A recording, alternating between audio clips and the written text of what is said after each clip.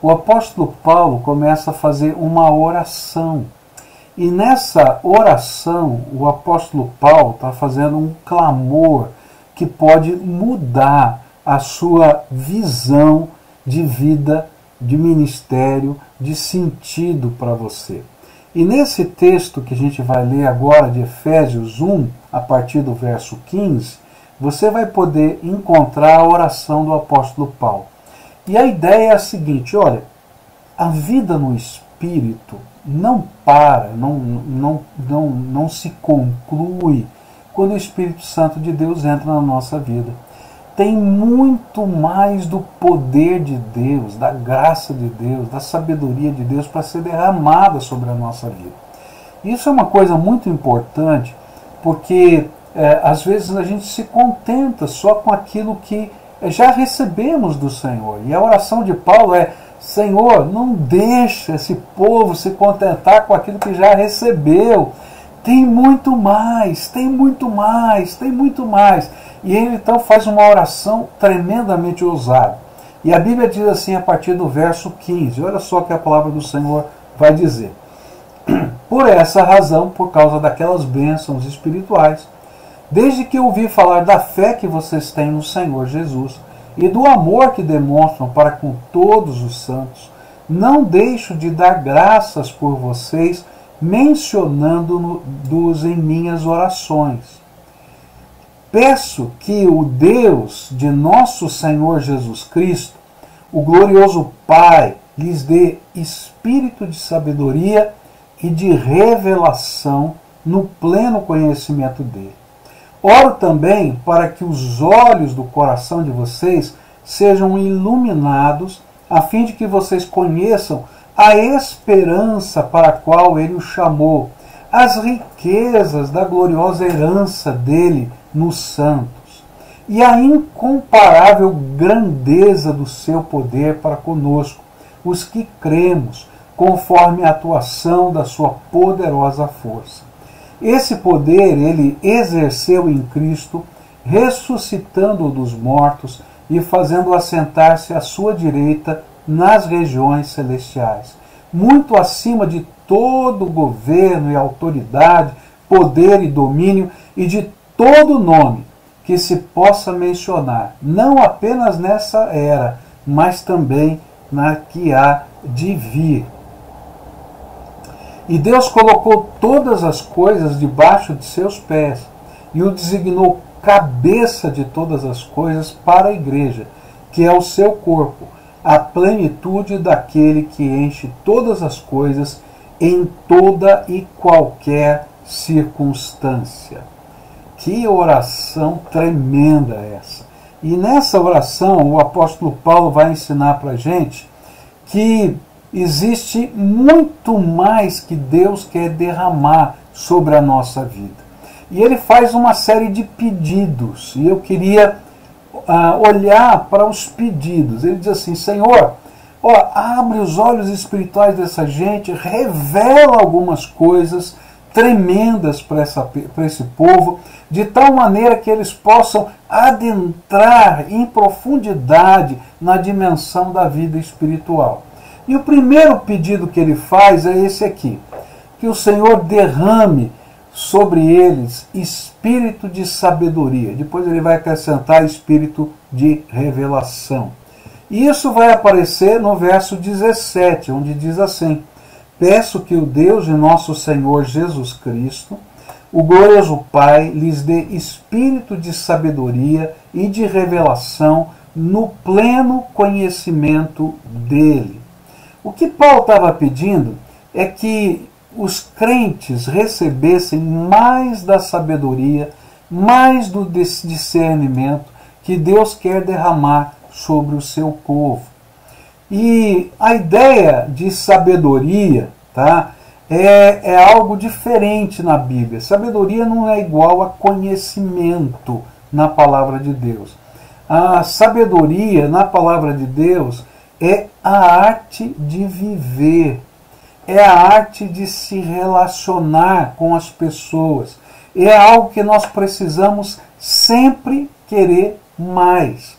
E é interessante que quando Paulo fala sobre a espiritualidade verdadeira, e ele usa 1 Coríntios 12, 13, 14, quando ele fala sobre os dons do Espírito, ele vai dizer que aquela comunidade, apesar de conhecer muita coisa do poder de Deus, não tinha sabedoria espiritual para ter comunhão. E um estava brigando porque tinha um dom, o outro estava brigando porque tinha outro dom. E aí ele então coloca no capítulo 13, dizendo, vocês têm que aprender a sabedoria que está baseada no amor. E é esse amor que vai construir esses relacionamentos. E é interessante porque se você não aprender a viver essa sabedoria do amor, que faz a gente se relacionar bem, a gente não consegue viver a verdadeira espiritualidade. E é por isso que Paulo está pedindo, Senhor, derrama o espírito de sabedoria, derrama sobre esse povo entendimento, discernimento espiritual. Olha aqui, entendimento, discernimento, aquela capacidade de conhecer e entender a realidade com a perspectiva de Deus. Então, como é que Deus está vendo essa realidade? Como é que os olhos do Senhor estão percebendo isso? E isso a gente pode chamar de maturidade. Então, quando a gente vive essa sabedoria, com esse entendimento espiritual, a gente ganha maturidade.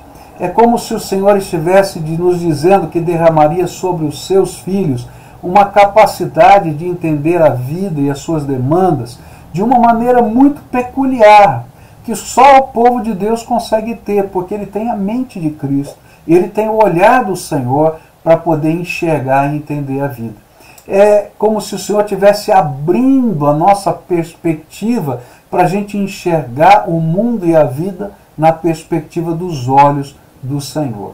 A maneira como nós enxergamos a vida, a maneira como nós resolvemos problemas, desenvolvemos as nossas prioridades e conduzimos os nossos relacionamentos, passa então a ser afetada por essa bênção espiritual que tem que ser buscada. Algumas bênçãos a gente recebe de pronto, e aquelas estão lá na primeira parte do capítulo 1. Mas algumas outras a gente tem que buscar. E essa ideia dessa oração, Senhor, abre os olhos deles, que eles busquem isso, esse espírito de sabedoria, essa capacidade de enxergar a vida com os teus olhos.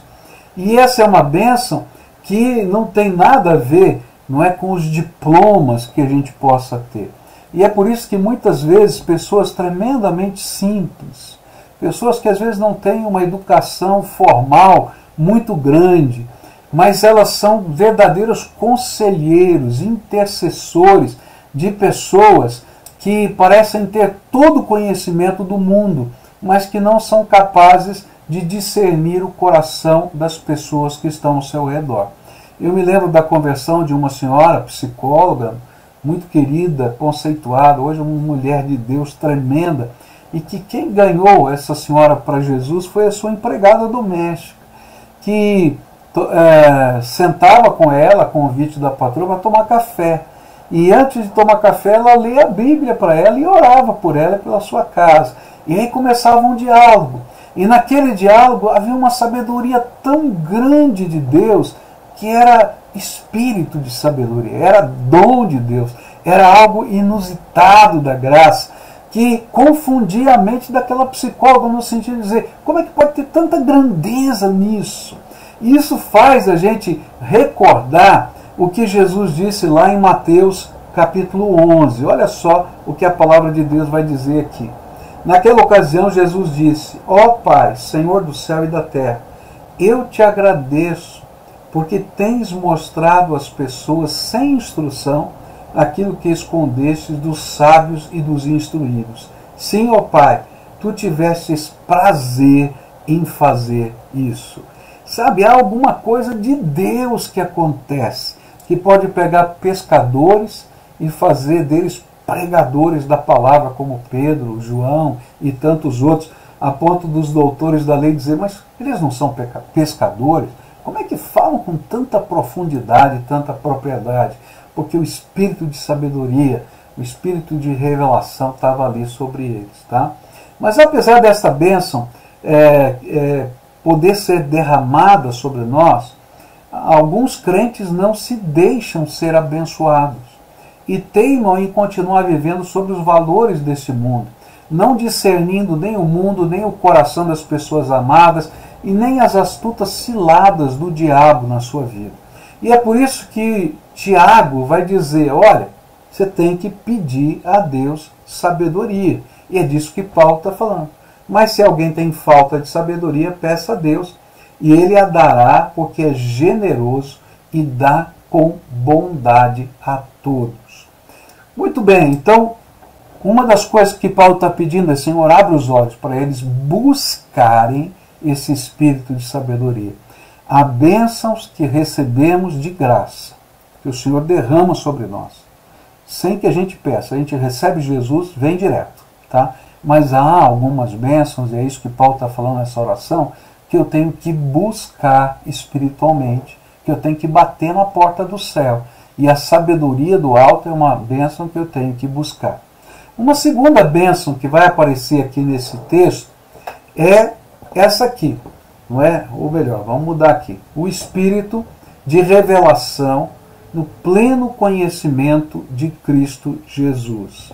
Muito bem, esse também aparece no versículo 17, onde diz assim: peço que o Deus de nosso Senhor Jesus Cristo, o glorioso Pai, lhes dê espírito de sabedoria e de revelação no pleno conhecimento dele. E o segundo pedido do apóstolo Paulo foi que o Senhor estivesse tirando as vendas dos olhos daqueles crentes. A palavra revelação significa exatamente isso. É como se a gente tivesse o olho tapado, tá? E aí então vem o Senhor e tira a venda, Ele revela, Ele tira a venda, e os meus olhos podem enxergar. E o que Ele está pedindo é que esse espírito de revelação lhes permitisse conhecer plenamente, totalmente, Jesus, seu poder, a sua glória, os seus milagres, a sua força, a sua grandeza. Sabe, Jesus Cristo é o Salvador e dele vem todas as bênçãos espirituais. Mas ele precisa ser o Senhor e sobre ele está todo domínio no céu, na terra, debaixo da terra. E esse texto, Paulo vai dizer que Deus está fazendo convergir em Cristo todas as coisas, para que no tempo oportuno Ele entregue tudo ao reino ao Pai outra vez, quando todos os inimigos estiverem debaixo do controle e do domínio dos seus pés. Né? A Bíblia apresenta isso, né? Sobre o estrado onde Ele coloca os seus pés. E o que Deus está dizendo, o que através da palavra de Deus Paulo está ensinando para a gente, é exatamente isso. Que você possa conhecer a grandeza de Jesus. Às vezes nós temos uma experiência com Jesus, não é? E a gente acha que Jesus está lá no quadradinho dele, lá no céu, fazendo as coisinhas dele, e a gente não tem dimensão da grandeza, do poder, da autoridade, do nome de Jesus. É uma coisa tremenda quando a gente começa a ver essas coisas de Deus acontecendo. E a gente diz assim, que coisa tremenda é essa? O nome de Jesus é poderoso e por causa do nome de Jesus demônios se submetem. Por causa do nome de Jesus milagres acontecem. Por causa do nome de Jesus a gente tem acesso aos lugares celestiais em Cristo Jesus. E o que Paulo está dizendo é, Senhor, tira a venda desses crentes para que eles possam enxergar a grandeza do Salvador deles. E que eles possam desfrutar do poder desta grandeza. Então, um dos desafios espirituais é que através da leitura da palavra, através da nossa vivência pessoal com Jesus, através da nossa oração, a grandeza do nosso Salvador possa ser revelada para a gente. E a gente possa ter experiências do poder de Deus. Uma das coisas que chama a minha atenção é que todos nós crentes queremos levar os nossos filhos a Jesus. E se a gente tentar levar os nossos filhos a Jesus apenas mostrando os valores da palavra de Deus, os princípios da palavra de Deus, talvez eles tenham uma impressão da nossa fé que é uma mera repetição de costumes religiosos ou de valores de uma igreja. Mas quando eles têm os olhinhos deles abertos para enxergar que Jesus é poderoso, que Ele ouve a oração, que Ele se derrama sobre a nossa vida, e Ele vê isso acontecendo na nossa casa, com os milagres de Deus, com as respostas às orações, com a presença do Espírito Santo que pode ser sentida na nossa vida, muda a mente, muda os olhos e muda o coração. E era disso que Paulo estava falando, que eles pudessem sentir o sabor do relacionamento com Cristo numa intimidade mais profunda. E aí, o desafio que Paulo está fazendo para aqueles crentes na cidade de Éfeso era justamente isso. Ele estava dizendo assim, o seu relacionamento com Jesus pode ser mais profundo e melhor. E eu queria dizer isso para você. Olha, a minha oração é que você tenha as vendas retiradas para descobrir que o seu relacionamento com Jesus, poderoso, tremendo, possa ser mais profundo e melhor. Essa é a oração de Paulo e a minha por você. Mas nós temos aqui um terceiro pedido que o apóstolo Paulo faz. E ele diz assim, olha, que vocês, né, que estão sendo alvo da minha oração, conheçam a esperança a que fomos chamados.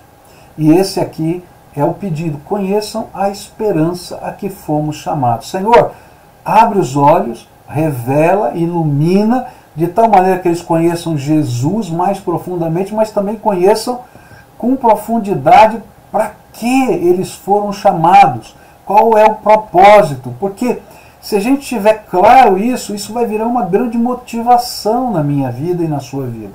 E é isso que a palavra de Deus vai lá dizer em Efésios 1, verso 18, onde diz assim, oro também para que os olhos do coração de vocês sejam iluminados, a fim de que vocês conheçam a esperança para a qual Ele os chamou, as riquezas da gloriosa herança dele nos santos. O que Paulo queria colocar com essas palavras diante de nós?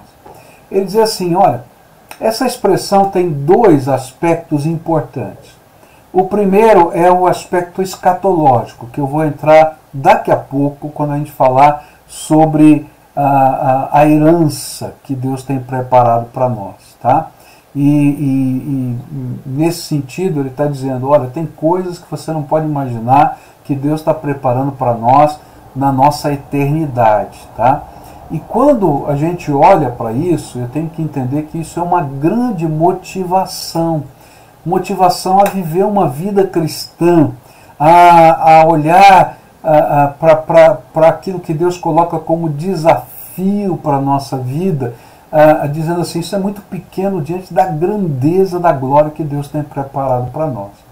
Mas há um outro aspecto que nos motiva também, é quando nós entendemos e sonhamos com um chamado específico para a nossa missão pessoal. É como se Paulo estivesse pedindo para o Senhor, meu Deus, revela a esse povo, abre, Senhor, os seus olhos espirituais, para que saibam qual é a esperança do seu chamado. Qual é o propósito para aquilo que Deus está separando a sua vida.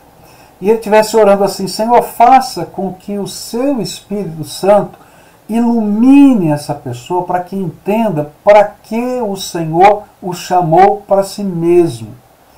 Sabe, essa é uma coisa que a gente tem que pedir a Deus. Senhor, revela para mim, ilumina os meus olhos, qual é o chamado que o Senhor tem para mim.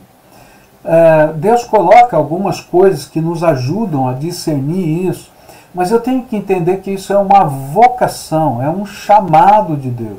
Esse é um propósito de Deus para a minha vida. Deus coloca dons espirituais na nossa vida, Deus coloca vida eterna prometida para nós, mas Ele coloca também uma missão.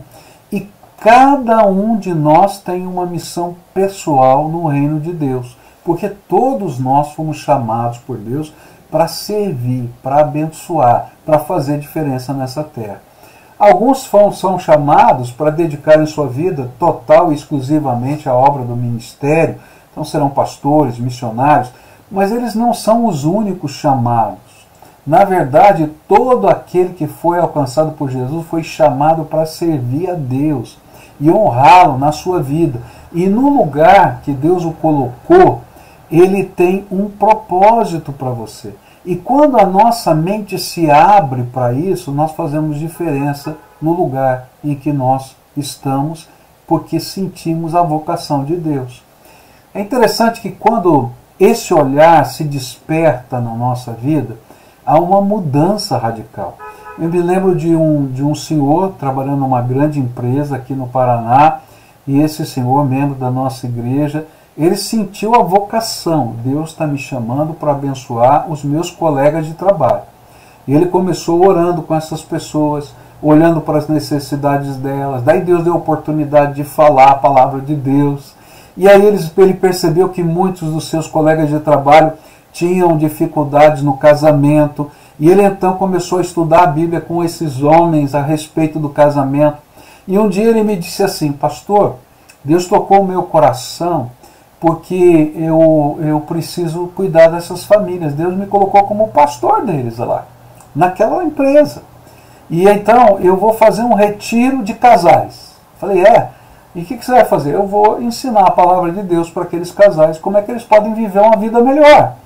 E sabe o que aquele homem fez? Alugou uma chácara, cada um pagou a sua parte, e 50 casais, 100 pessoas, 50 pessoas da sua empresa, mais as esposas, foram para aquele retiro. E vários daquelas pessoas se converteram. Por quê? Porque aquele homem entendeu o chamado de Deus, o propósito de Deus para aquele momento. A minha oração é que Deus abra os seus olhos espirituais, ilumine a sua mente, para entender que Ele não está derramando apenas poder e sabedoria e uma série de bênçãos, mas Ele colocou propósito espiritual na sua vida.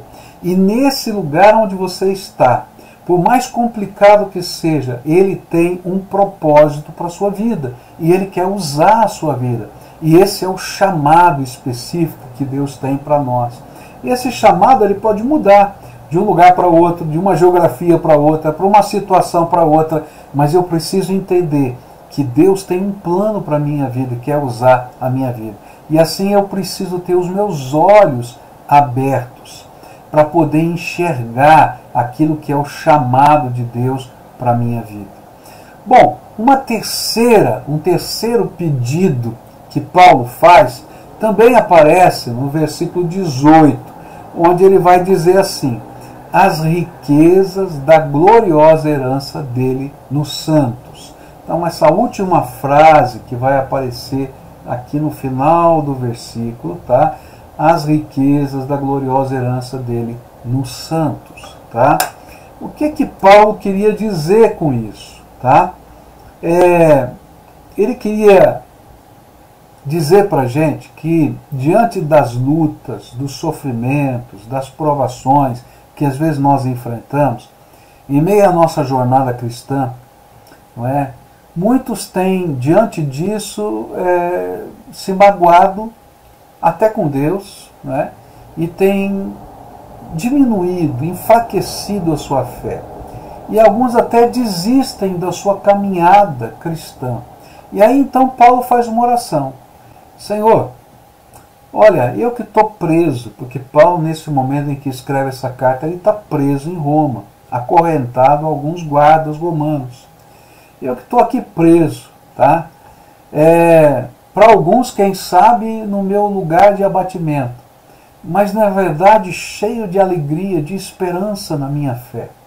Eu quero orar pelos meus irmãos que estão lá em Éfeso e que estão vivendo, quem sabe, esse arrefecimento da fé porque não tem dimensão da grandeza do que Deus está preparando para eles. Então, Senhor, revela, Senhor, ilumina, Senhor, abre os olhos do coração, põe um fogo ardente aí dentro deles e deixe que eles vejam a riqueza ou as riquezas da glória da sua herança nos santos. Deixe que eles vejam o Senhor, aquilo que o Senhor tem preparado para eles no futuro. Deixe que eles percebam que o Senhor, que um dia eles verão o Senhor face a face e que poderão contemplar a grandeza da tua glória, que nós vamos poder um dia adentrar a presença com os seres celestiais e dizer, Senhor, tudo isso é obra das tuas mãos, que nós estamos sendo transformados à semelhança de Jesus, no caráter é verdade, mas um dia receberemos um corpo glorificado. Eu me lembro de uma vez que, ainda bem adolescente, eu fui pregar num lugar que existia lá em São Paulo, que era uma comunidade onde só moravam leprosos. Hoje não se faz mais isso, mas no passado você segregava essas pessoas e elas viviam em comunidades separadas para não contaminar os seus queridos. E lá naquela comunidade tinha muita gente que descobriu a doença de modo avançado, então faltava as extremidades, os dedos da mão, o nariz, dedos do pé, alguns tinham sido amputados. E eu ia lá assim, com frequência, e um dia fizemos lá um trabalho onde no teatro lá daquele local reunimos toda aquela comunidade. E eu me senti incapaz de pregar. E aí eu convidei o meu pastor na época para pregar. E aí eu falei, o que esse homem vai pregar nesse lugar? Olha, tanto sofrimento, tanta dor. E aí aquele meu pastor pregou sobre a nova vida em Cristo e o céu, sobre o corpo glorificado que Deus estava preparando para nos dar. Perfeito, a semelhança de Jesus. E eu fiquei pensando, eu nunca teria pregado uma coisa dessa, eu nunca teria imaginado. Olha para essa gente. E de repente eu vi tantas pessoas se convertendo, porque conseguiram ter um vislumbre da riqueza, da glória que o Senhor tem preparado para nós. Sabe, um dia Deus vai nos dar uma perfeita comunhão com Ele, com todos os salvos, de todas as tribos, línguas e nações. E eu acho que na sabedoria de Deus as culturas vão estar de alguma maneira preservadas e a gente vai poder identificar o africano, o índio e tantos outros povos diferentes. E a gente vai ver ali a beleza da glória de Deus que salva e une pessoas que pareciam tão distantes umas das outras. Por isso Paulo diz assim, Senhor, revela, abre os olhos, sabe, que você possa enxergar a riqueza de Deus que está sendo dada para você.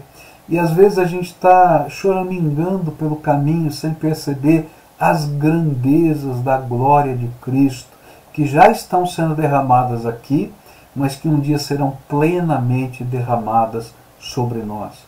Eu acho que uma das ilustrações na Bíblia mais tremenda é a vida de Estevão, porque enquanto ele estava sendo apedrejado, ele viu os céus abertos. E ele, com seu rosto transfigurado pela glória dos céus abertos, adorava a Deus enquanto as pedras batiam nele. Porque quando a gente é capaz de enxergar a grandeza, da riqueza, da glória que Deus tem preparado para nós, a gente consegue dar um passo além e enfrentar as circunstâncias da vida, porque isso é uma grande motivação. E eu queria continuar aqui hoje olhando para o próximo pedido que Paulo faz. E o pedido é, Senhor, permita que eles enxerguem o poder que atua em nós. Há poder que está atuando, há um poder tremendo de Deus que atua na nossa vida. E isso vem nos versículos 19 e 20, onde a Bíblia diz assim, e a incomparável grandeza do seu poder para conosco, os que cremos, conforme a atuação da sua poderosa força. Esse poder ele exerceu em Cristo, ressuscitando-o dos mortos e fazendo-o assentar-se à sua direita nas regiões celestiais. O que Paulo está pedindo agora? Tá?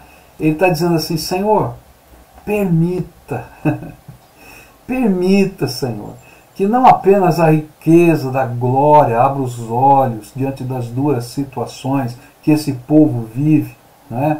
Mas, Senhor, permita que eles entendam a suprema grandeza do seu poder para conosco. Senhor, mostra, revela, dá, Senhor, mais, muito mais do seu poder. Desde que eles entendam que o poder que está operando salvação é muito maior do que aquilo que eles podem ver.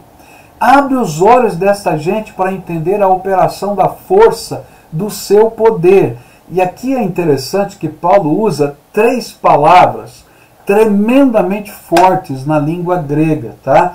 E ele diz assim, olha, abra os olhos, né, para que eles possam entender o poder que opera em nós. E ele usa aqui, conforme a atuação, força e poder. São 3 palavras que ele usa aqui na língua grega. Atuação, força e poder. São 3 palavras que são usadas para dizer poder, poder, poder. Assim, superlativo do poder. Não dá para você medir a grandeza do poder. É algo tão forte que dentro do apóstolo Paulo, ele usou quase todas as palavras gregas que podiam ser traduzidas por poder para tentar descrever o poder de Deus que está operando em nós através de Cristo Jesus. Talvez nessa hora a mente de Paulo estivesse recordando os atos poderosos de Deus através da sua vida frágil. A glória de Cristo revelada lá no caminho de Damasco, a cegueira temporária de Bar Jesus, né, Elimás, lá em Chipre, quando ele repreendeu, né, o inimigo, ele ficou cego temporariamente. Os sinais e prodígios que aconteceram na cidade de Icônio, a cura do cego de nascença na cidade de Listra, o terremoto em Filipos, quando ele estava lá preso e o carcereiro leva para casa. Ele está dizendo, gente, há poder tremendo de Deus e que pode ser derramado sobre a sua vida. E uma das coisas que eu acho tremendo quando a gente estuda a palavra de Deus é que há coisas que Deus dá direto na nossa conversão, mas há coisas que a gente tem que buscar de Deus. E a gente conhecer o poder de Deus é uma coisa que a gente tem que buscar. Uma das coisas que chama a minha atenção é que na história dos avivamentos, a única coisa semelhante que existe, porque eles aconteceram em épocas diferentes, com líderes diferentes, com teologias diferentes, né, em lugares diferentes, mas uma coisa você pode achar em comum em todas as histórias dos avivamentos. Era uma busca ardente por Deus. E é justamente essa busca ardente que faz com que os nossos olhos sejam abertos, a sabedoria seja derramada, a gente conheça as riquezas da glória, que a gente conheça a herança dos salvos, que a gente conheça o poder atuante de Jesus em nós. Na primeira oração ele pede, Senhor, revela quem Jesus é, a grandeza dele. Mas agora ele está dizendo, Senhor, revela o poder de Jesus que opera na minha vida e na sua vida. Queridos, se os nossos olhos fossem abertos, a gente estaria ali aos pés de Jesus, dizendo, Senhor, eu quero mais, eu quero mais, eu quero mais, eu quero experimentar mais a Tua graça, eu quero que o Senhor me use mais, eu quero ver os Teus sinais, eu quero ver as Tuas maravilhas. Por quê? Porque há poder que Jesus quer derramar sobre os seus filhos e a sua igreja. Paulo está pedindo exatamente isso. Senhor, revela para a tua igreja a grandeza do seu poder. E deixa esse povo senti-lo e experimentá-lo. Tá? E ele está dizendo, olha, sabe qual é a dimensão do poder? É o mesmo poder que fez Jesus ressuscitar. E para a gente concluir aqui, eu queria então colocar esse último pedido do apóstolo Paulo. A posição de autoridade de Cristo. Que você conheça quem é Jesus, mas agora que você conheça a autoridade, a posição de autoridade de Jesus.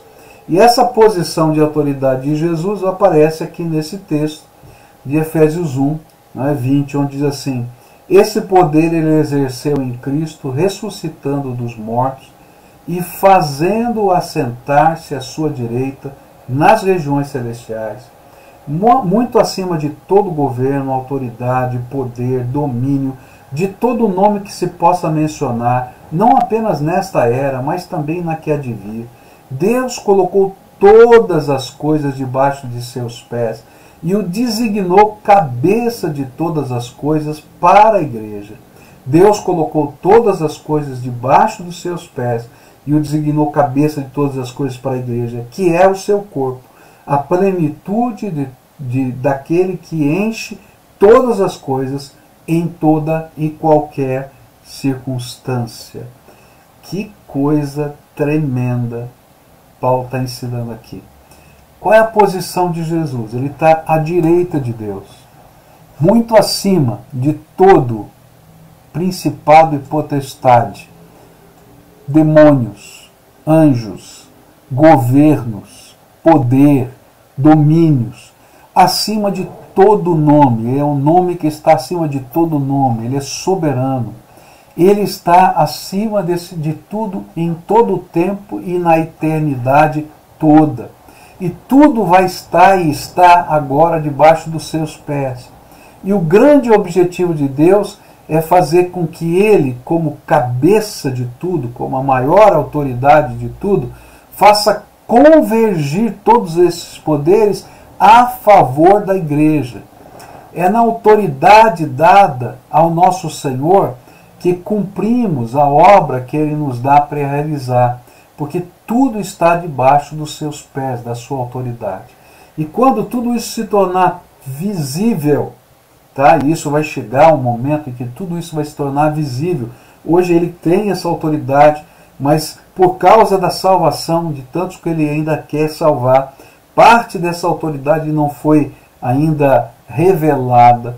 Isso lá no livro do Apocalipse a gente vai ver que vai haver uma revelação final de toda a autoridade de Cristo, quando Ele voltar, e aí então Ele vai subjugar todas essas coisas.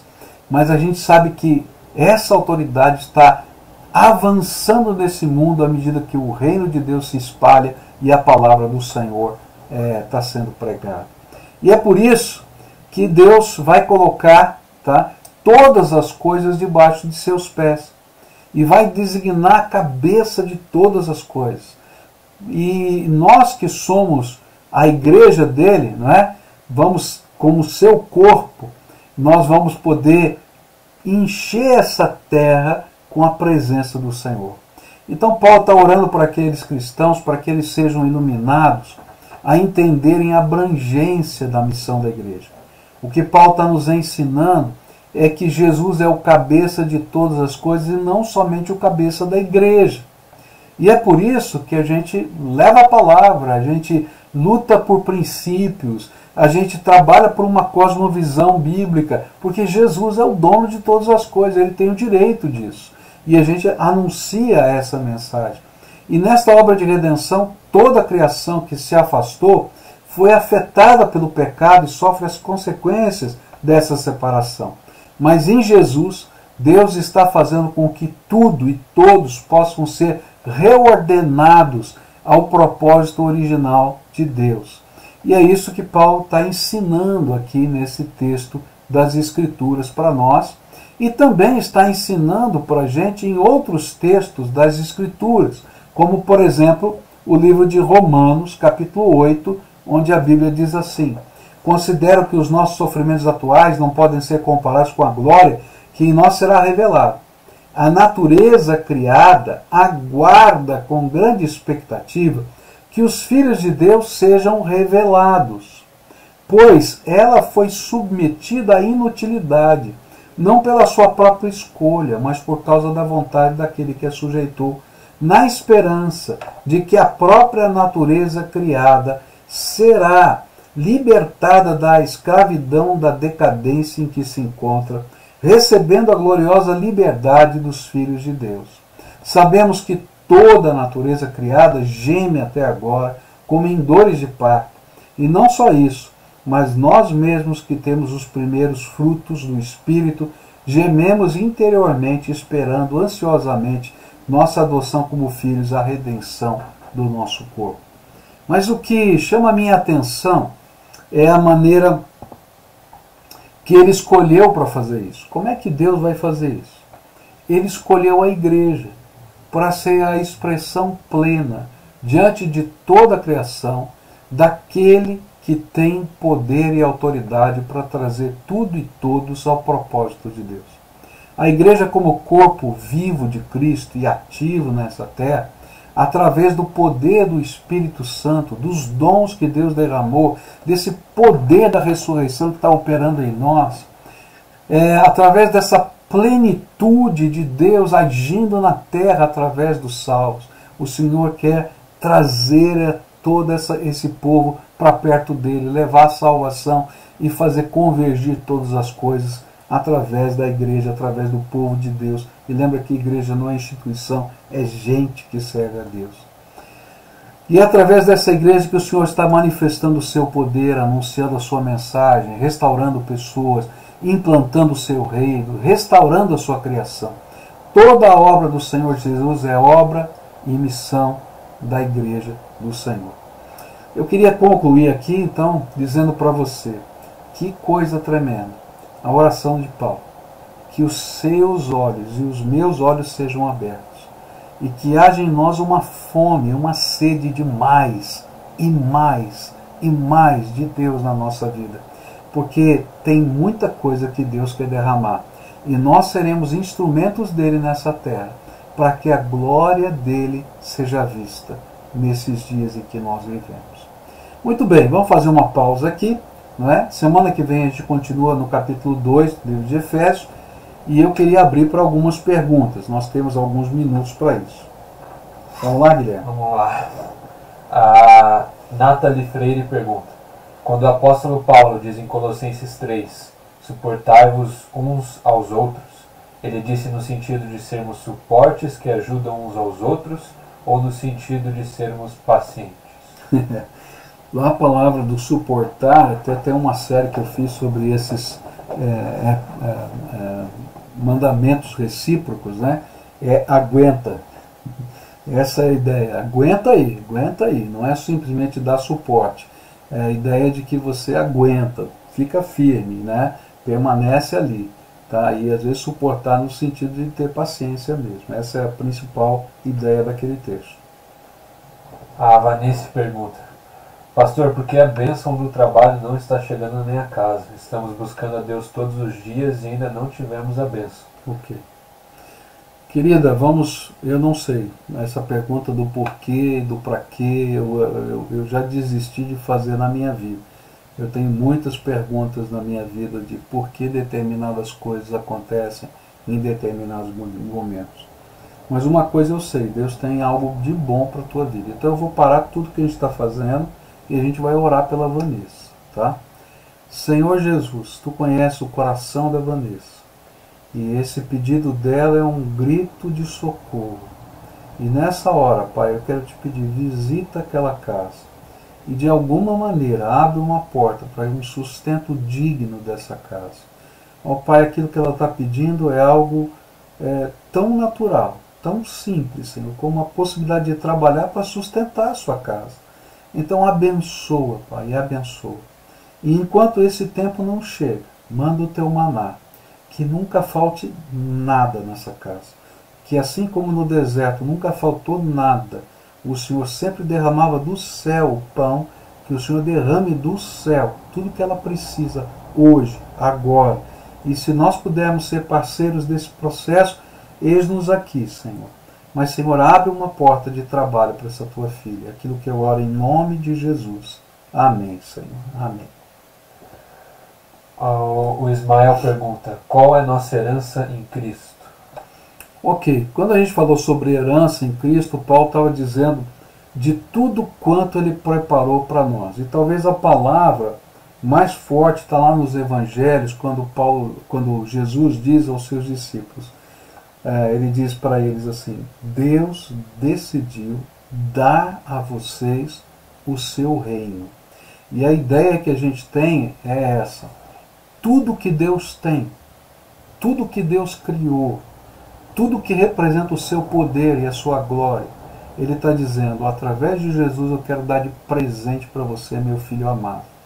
E essa é uma coisa tão linda, que quando a gente estuda, por exemplo, o ministério dos anjos, lá em Hebreus, ele vai dizer que Deus preparou os anjos para serem ministros de Deus a nosso favor, até as hostes celestiais, até as regiões, Deus está colocando como algo que Ele está colocando a nosso favor.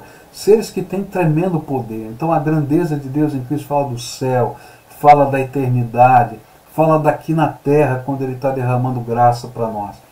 A palavra de Deus nunca prometeu que aqui na terra a gente seria rico, tá? Então as denominações que ensinam isso para você não conhecem a palavra, porque a palavra nunca prometeu isso para a gente, tá? Porque onde tiver o seu tesouro, aí vai estar o coração. Foi isso que Jesus falou. Tá? O que Ele vai dizer é que o Senhor não vai permitir que falte nada, que Ele vai te abençoar, que a obra das suas mãos vai ser abençoada, porque Ele está conosco todos os dias até a consumação dos séculos. Alice pergunta, nosso chamado tem a ver com aquilo que gostamos, temos facilidade ou nos sentimos bem em fazer? Ok. O chamado normalmente ele envolve 3 aspectos da nossa vida, tá? O primeiro que como é que Deus me manifesta esse chamado, tá? Então primeiro Ele nos dá dons. Então Deus vai dar dons espirituais na nossa vida, capacidades. Ele capacita a gente de alguma maneira. Então esses dons eles fazem parte da nossa vida, mas eles servem para muitas coisas. Então eles não definem o nosso chamado. Eles simplesmente são uma capacitação de Deus para o nosso chamado, tá? Mas Deus coloca dentro de nós uma paixão, um sentimento de motivação diferenciada, tá? Onde a gente diz, puxa, eu olho aquilo diz assim, alguém tem que fazer alguma coisa, alguém tem que fazer alguma coisa, alguém tem que fazer alguma coisa. Quando você estiver ouvindo você mesmo dizer, alguém tem que fazer alguma coisa, saiba, Deus está dizendo para você, começa, que eu vou colocar mais gente junto com você para fazer essa alguma coisa. Mas você vai dizer, mas é muito grande. Quanto maior, pode ter certeza que veio de Deus. Porque se fosse pequeno, você mesmo fazia sozinho. Mas Deus, quando está chamando, Ele mostra coisas que a gente não consegue fazer sozinho. E Ele então coloca essa paixão. E aí o nosso dom, associado com a nossa paixão, vira o nosso ministério. E aí nós entendemos o nosso chamado. Eu sei que aquilo não é algo pontual. Eu vou dedicar parte do meu tempo, parte da minha vida para esse propósito, porque eu tenho convicção de Deus. Então essas 3 coisas se unem e dão noção do nosso chamado. Há algumas pessoas que sentem esse chamado claramente, ouvem a voz do Espírito, outras vivem esse sentimento, outras pessoas de Deus colocam diante de nós, que Deus coloca diante de nós, nos ajudam a direcionar e entender esse chamado. Pastor Pascoal, o que Paulo quis dizer sobre natureza criada geme? Então, o que ele está dizendo é que toda a natureza, terra, o céu, tudo que tem aqui, está gemendo. Tá? E aí a gente não precisa ir longe. Né? Quando você olha que o mundo está se deteriorando, que as águas estão deteriorando, que está tendo seca, que o clima está deteriorando, ele está dizendo, olha, esse mundo está gemendo.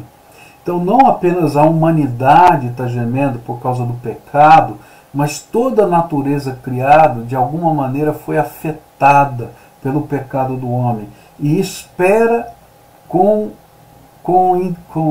Paulo diz, com um sentimento forte, o dia da redenção. Ou seja, assim como nós esperamos a nossa redenção eterna, essa natureza ela está esperando esse momento em que Deus vai intervir para poder recriar ou recondicionar as coisas que estão danificadas. Como agir com os desigrejados? Olha, a gente tem que amá-los, tá? O princípio é sempre esse, amá-los, tá? E aproveitar as oportunidades que Deus nos dá para mostrar o valor de estar em comunhão, né? Então a gente ama, ora e aproveita oportunidades.